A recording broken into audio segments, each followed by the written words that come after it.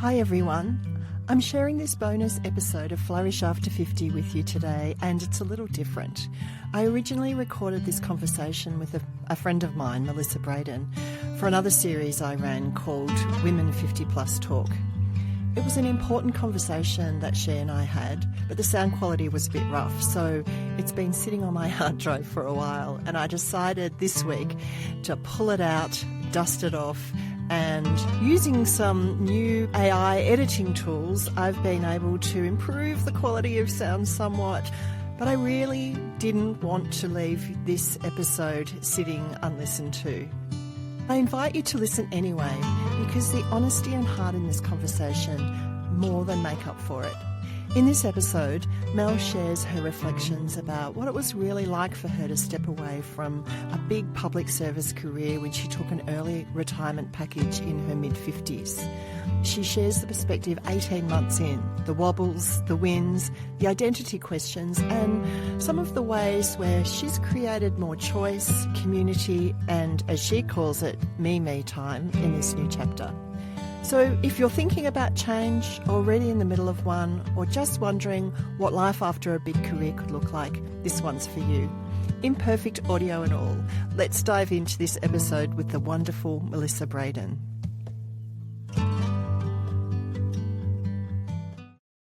Today I'm joined by Melissa Braden.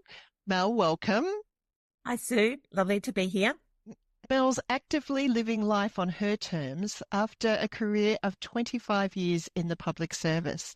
And Mel, you and I know each other from a very early part in of our careers. We were studying at university together before we even kind of launched out into the world, and have kept in touch all of these years. And I'm really delighted to have you join me here today.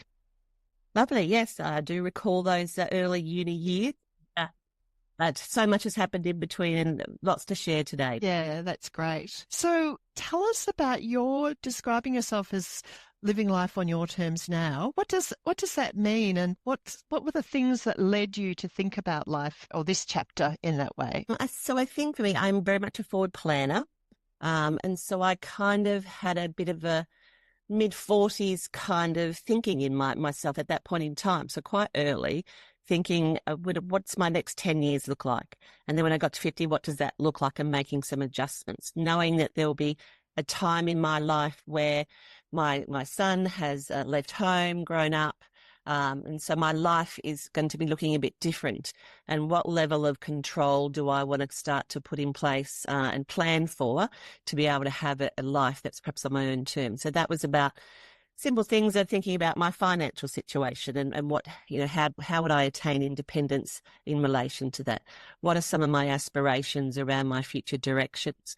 What has meaning for me in those kind of later years, my more mature years, moving forward, and how can I navigate that with my own direction as opposed to it being imposed on me? So that was kind of the impetus for me. And then I suppose part of my career, I reached some senior leadership roles, lots of high pressure in that space, lots of 7-day working kind of environments.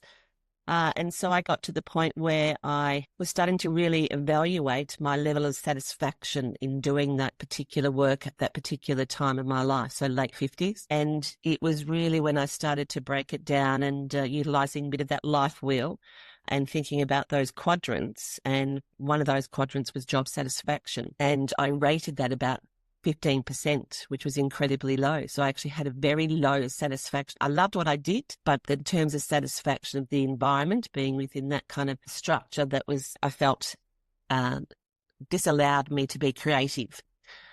So that was really a real kind of wake up for me that if I continue to travel in this low kind of space of job satisfaction, that my well-being would become even more affected than perhaps what it was at the time. And so it really kind of kicked me into perhaps thinking, okay, so I really need to start to change things, and what did that look like? And there were some opportunities for me to take an early retirement package that kind of came about, not simultaneously, but within the next couple of years of that. And I kind of had those other things in play around financial independence, etc. So I took a package and was kind of show me the money. and I accepted the money, but I also had a little plan in the background of a way forward for me. So it was really about taking a big, deep breath, being courageous within myself, knowing that I've actually achieved a lot in my life. And I just want to be able to achieve a lot more in my life, but I have more control over that and live it on my terms moving forward. So that was where I started and have got to at the moment. Still a journey, but it's where I've got to. So I'll ask you a little bit more about what's happened since you made that decision. But just rewinding back to when it became evident to you that there was an opportunity for an early retirement package. I mean, the word retirement isn't one that sits well with a lot of women, and particularly in thinking about that from a younger age. What did you think about retirement at that point? So it was a really interesting experience. So the package to me was not so much about retirement and an ending. It was about a beginning. So it was an opportunity to take a package, which was, financially gave me a bit more independence, but it was about that starting the beginning for me. But I accepted a package, say in early February, but didn't actually depart until November. So I had a very long period of time of psychological preparation as well as kind of getting things in order for myself. Once I kind of announced that I was taking a early retirement package, it was very interesting how I was treated, because I was still very committed to what I was doing, but I started to experience people checking me out before I checked out. And that was around, well, you won't be here, so you don't need to be included in these meetings. And all of a sudden your voice that had some platform previously was being a bit more silenced, because you no longer had value because you were leaving. So I found that really quite difficult at the time. But I am quite reflective, so I drew on that energy to say, well, okay, so if I don't need to be in that meeting, that's actually going to free me up to do a bit more productive work. So I just use that to my own advantage rather than kind of stepping into the narrative or buying into that narrative that for me was actually had a negative connotation. So it was a really interesting experience of how I was treated and responded to. It was all as if my brain had, become lost. There's nothing left in there because you were going anyway. So you're part of this group of people that was going to be, disregarded moving forward because you're retiring. So I just use that as an opportunity. I'm a half glass full lady very much. So I can hear that. Drew on that to give myself even more positive narrative in terms of the decision I was making, and reaffirmed, I think, that was some of the thoughts that I'd had about me moving into a different space. Mm. Yeah, and it sounds like that long lead-in time, or the long time between it being unknown and you leaving is kind of when that all happened. Mm. I'm interested in the word retirement and whether you describe yourself as retired, or how do you think about yourself now? Yeah, I don't like to use the word retirement. As I said, for me, it has some connotations that are not welcome for me, that I'm still have youthfulness. I still have childlike behaviours. I still like to be active. So I don't tend to use that word. I see myself as still a professional woman that has a skill set and value within a conversation I might have with somebody, or a little piece of volunteer work or something that I might be doing in another space. So I still utilise myself, but I have control over that. It's within my environment. So I choose what I tend to engage with and what I don't engage in these days. So it's given me a sense of much more empower within myself to have those choices around what I want to engage and be part of and involved in, as opposed to having to do certain things because that was expected of me in my senior roles. So yeah, so that's what I don't tend to see retirement in that space. I recall when I was at work and it got to the point where I said to someone, I actually haven't got a walking frame yet. I'm still quite able, and I'm still quite capable in terms of the things that I'm doing. So some of that, again, connotations of retirement, old age, losing capability, disempowered, all those things. I rejected that in that space, but I also called it as well when it was appropriate to do so, to let people know in terms of that. These are my boundaries around my own choice, as opposed to no longer having any value within the workplace. So it sounds like you really have made a significant work change and life change that you're saying isn't the end of work for you. No. It's a new phase. So tell us, what are some of, you mentioned earlier that there were some elements that you had and were ready to put into play once you stepped out of the public service. So what were some of those things? So some of those things that I'd worked towards was financial independence to a point. I think at times it's kind of like when you're younger, it's never a good, never the right time to have a child, or it's never the right time to buy a house because of the financial burden that sits around that. So it's never the right time to retire. So it's about understanding and getting some advice, I suppose, professional advice around what kind of, superannuation I needed, what were my thresholds for that.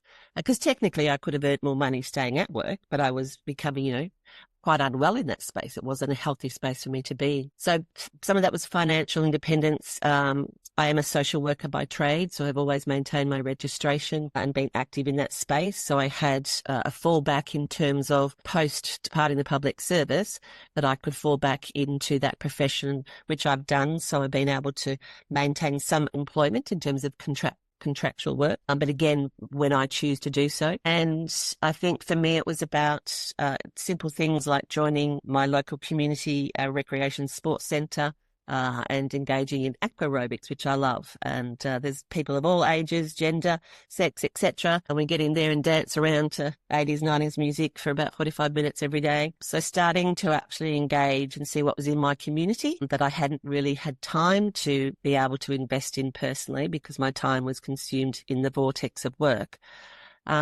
Also just some of those psychological things. So for me, it's been part of the challenge is actually learning how to manage quiet time. I'm a very active, busy little bee. So I've had to learn to find, sit comfortably, I suppose, in more of that quiet space, rather than just replicating my go-go, kind of work lifestyle. I've actually had to recognise and seen the value from doing so. And that hasn't been easy for me to do, but seeing the value that comes back of that quiet time and how to utilise quiet time in a way that's actually healthy for me, both mind and body. So I think I would love to hear how you do that, because I know for myself and lots of the women who I work with, that's one of the things that they ponder is, a different pace of life and what that will be like. So how are you finding that? And so I have a couple of mantras that I live by in my life. So one of those is exercise the body to reward the mind. So that kind of got me engaged in the sporting side. So that's the active part of my time. Then there's this quiet time I'm going to have, which everyone says, that you must be so bored. I'm not bored, because I'm actually still having quality time, just differently. So I joined my local library, and I actually go to the library and I take my book and I actually sit for, an hour and a half and I read in the library. So I'm taking myself out of the home environment where I would normally vacuum or clean or find something that I had to do, but I actually needed to get some quiet time. So I joined that. I have engaged in more therapeutic activities for myself, just, massaging in terms of, therapeutic around the body. I have a little mat that I lie on that is actually really good for my back, but I put some nice music on and I actually, find myself the first time I could only last about 15 minutes. I'm about 45 minutes now, where then I think, right, I'll hop up now. So I've actually gradually over time learning just to be quiet, breathe, and actually breathe properly. I'm a person that I've realised I actually don't breathe properly in terms of the way I do that.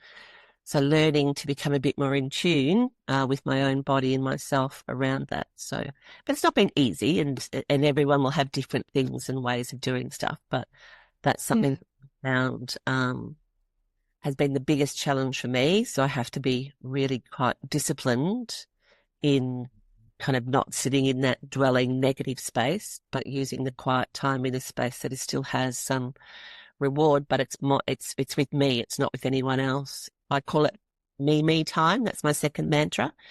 I'm doing my me time. Love it. Love it. Because before you described your busy part as, I've forgotten, it was a double word as well. Was it busy, maybe? Busy little bee. I'm a busy bee. Busy little bee, and now you're me. Yes. So are there specific strategies you use to, I mean, mantras, I can hear you use mantras to keep to be motivated and to help sort of frame your experience. Are there other strategies that you use to stay motivated and on the path that you are creating for yourself? Yeah, I think I'm a very task orientated person. So I am have a list. I'm a list lady, lots of lists. But my list used to be a full A4 page, every day was a list of thousands of things to be done. Now I just have a little sticky note. So that's at 5 or 6 little things that I know that I need to, do today. But in between that, and I'll write myself reminders of me time. So then I think, right, so I'm building in my own time. I find that you have to be really disciplined, as I said, in this space, or else you can, that negative self-talk can start to creep in. And, all the other negative thoughts and narrative that people have imposed on you starts to come to the forefront. So I keep attuned to using that strategy. Exercise, as I said, exercise the body, reward the mind, and really kind of doing different type of exercise now. And it's about connecting with community and my friends. So, actually reaching out and let's organise a lunch date or a walk and lunch. We often do lunch walks, which are really great, where, we can talk about our current experiences and things like that. So thinking about those elements, that are important to you, your own kind of life wheel. So whatever is in your life wheel, it's about, well, how do I actually increase my level of satisfaction around that? So for friends, it was, how do I actually increase that?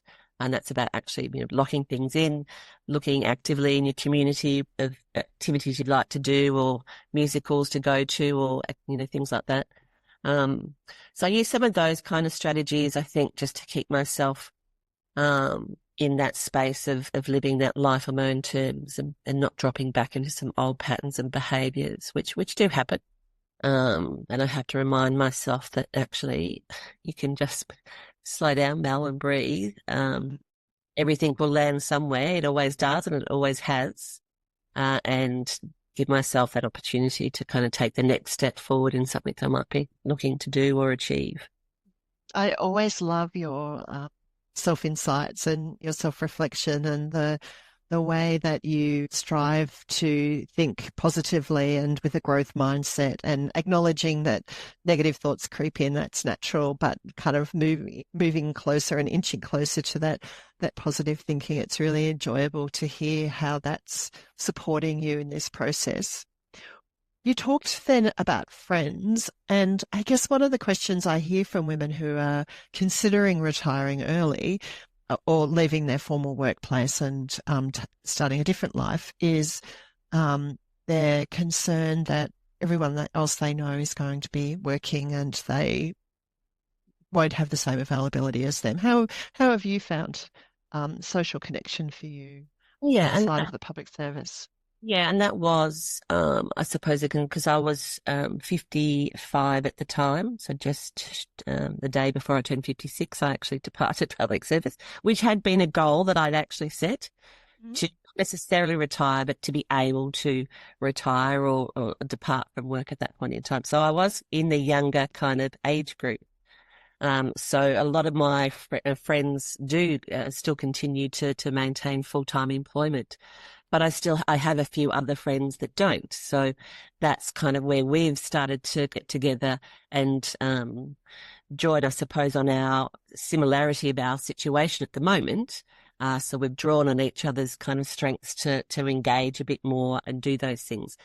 The other thing that it's given me an opportunity this time, my own time, is that I have connected with some different groups. So walking groups of women who I didn't know, and it was a big step for me to go and meet up with these people and do these walking groups and things like that. But it's been a great experience because I'm actually, walking and talking with people that I never met before, but us women are great at storytelling and we engage very quickly.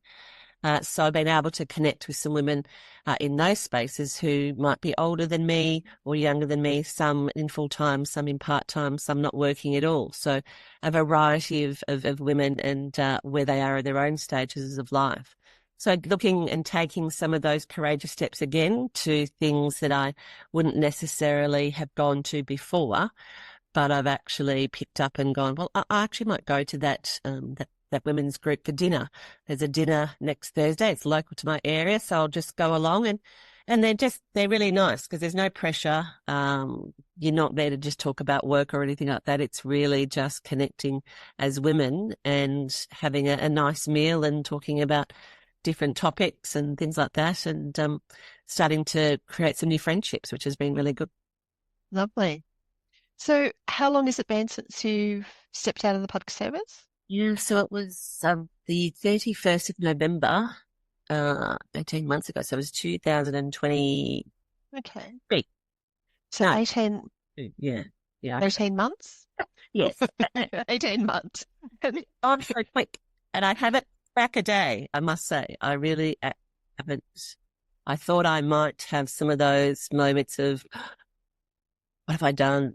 Perhaps I shouldn't have done this. Oh my God, but I actually haven't looked back, and I can't believe how much time has passed already, and how fulfilling that time has been for me, and how much stronger I feel in myself, as a woman, but as an independent person. I feel more valued in my friendships. I feel more valued in myself and my connections.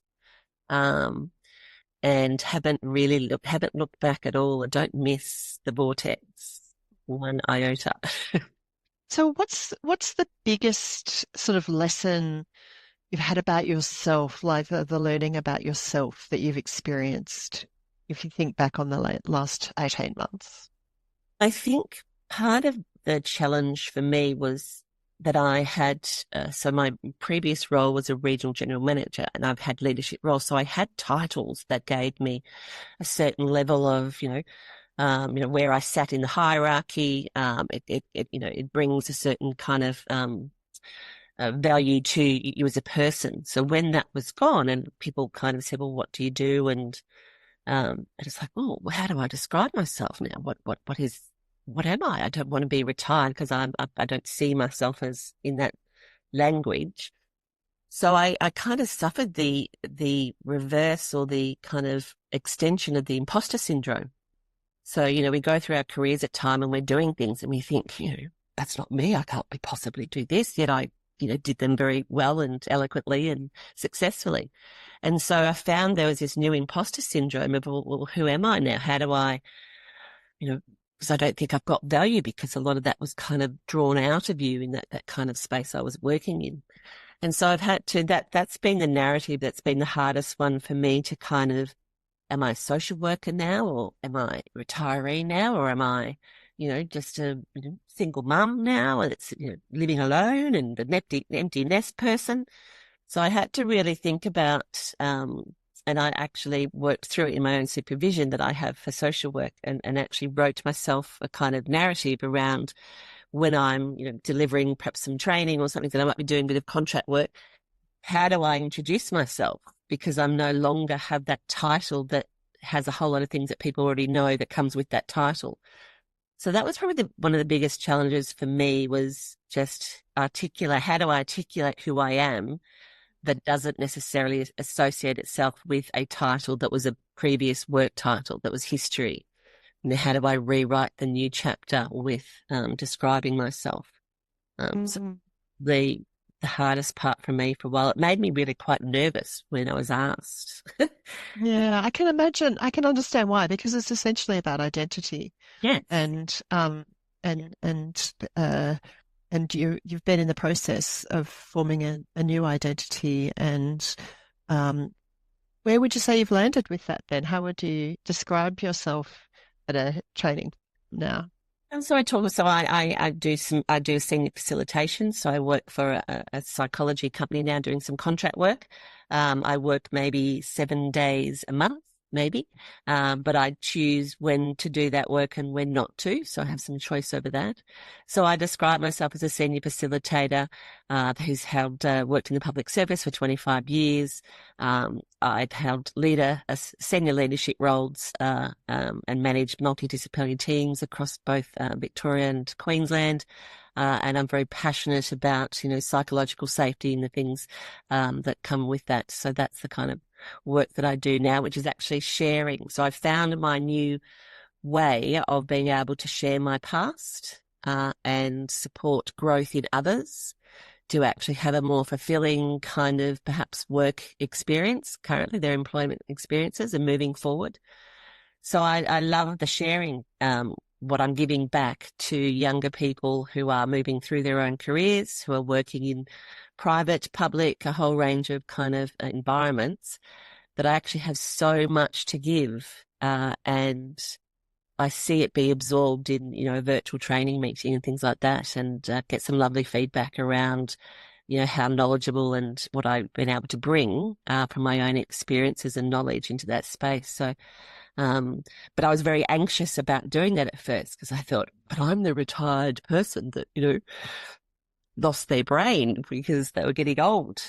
Yet I've recognized the value of all that life experience as an opportunity for me to share and assist others to grow and develop and have a much greater level of satisfaction in their jobs.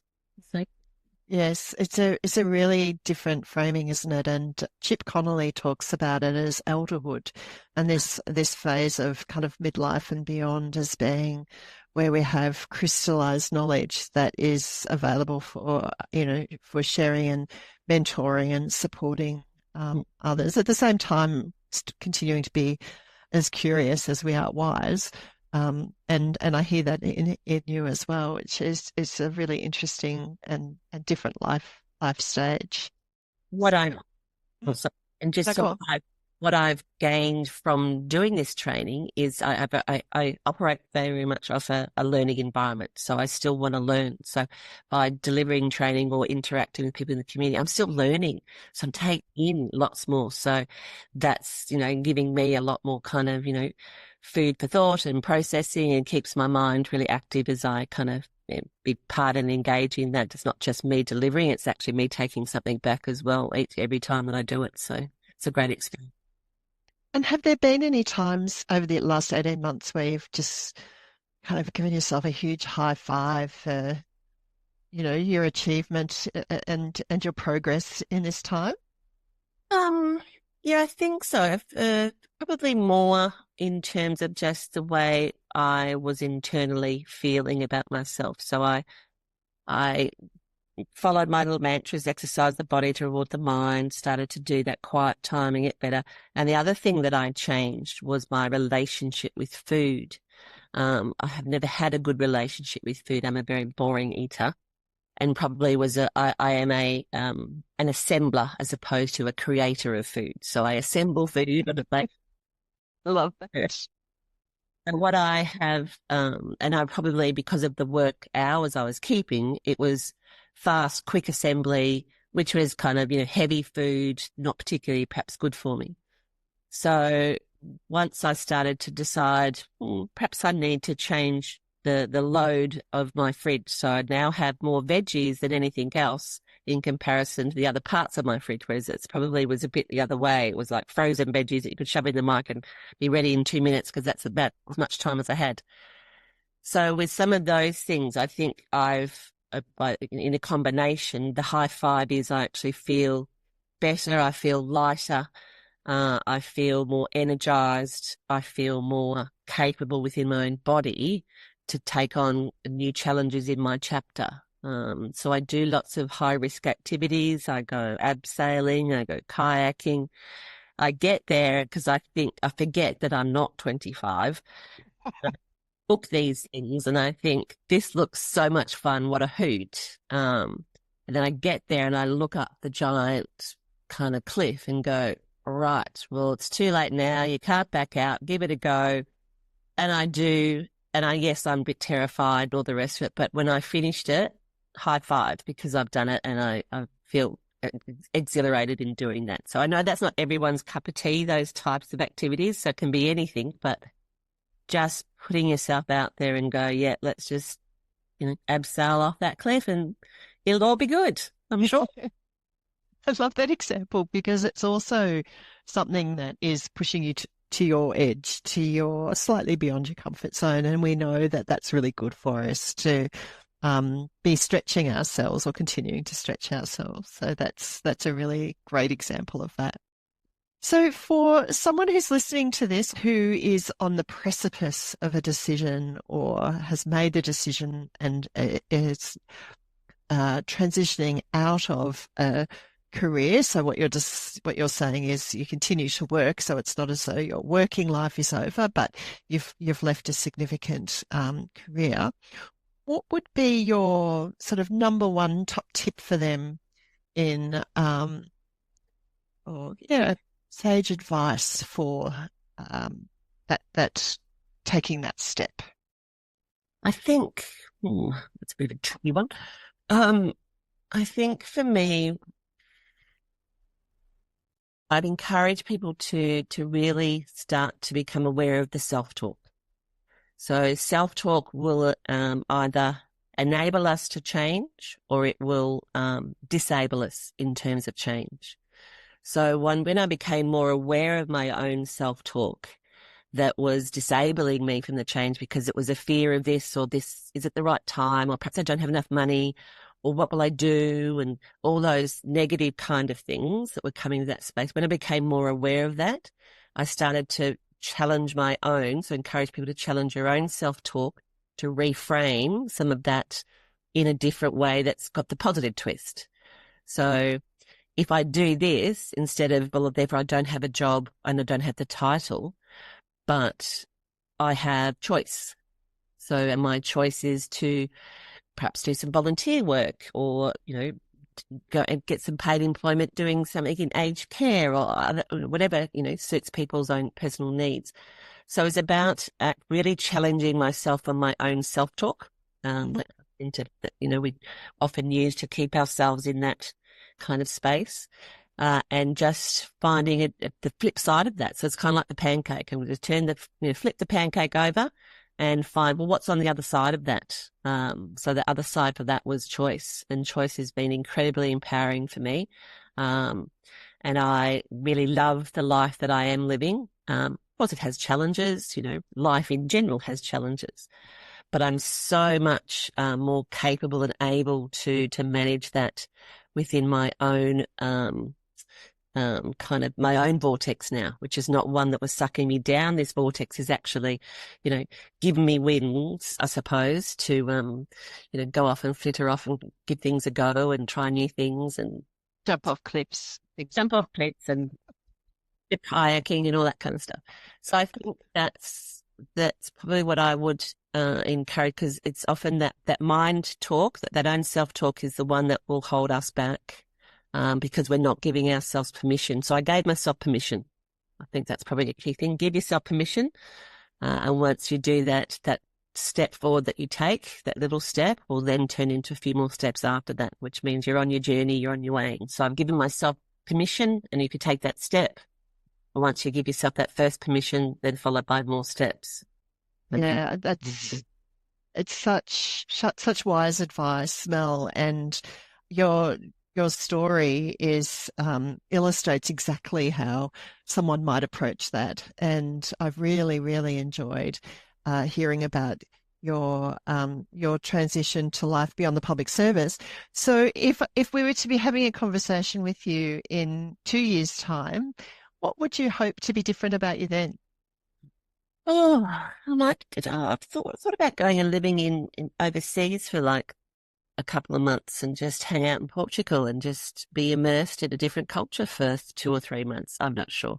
So a bit more, I've done lots of travel, so I'm not really the let's retire and do lots of travel. So it's a different meaning for me, the travel. It's about actual real immersion as opposed to just kind of visiting. So for me, it's still continuing doing a little bit of perhaps contract work, and perhaps having a bit more freedom, and more crazy activities that I can continue to do. So I do plan my crazy activities every couple of months to go and put myself out there. So continue to do that. Yeah. So continued journeys and exploration, life on your terms. I really love that framing, Mel. Thank you so much for joining me today, and the generosity that you've shown in sharing your story, which is just absolutely one of positivity and growth. I've really enjoyed hearing about that today. It's lovely to have you, Mel. Thank you again, and we'll see you next time. Thanks, Sue. Thank you for listening to Flourish After 50. If you've enjoyed this episode, don't forget to follow along in your favourite podcast app. I offer coaching and facilitate small group programs for women in their 50s, 60s and 70s to support you to navigate career and life transitions. I have a newsletter where I share all the details of upcoming events, and the links to this and other information are available in the show notes.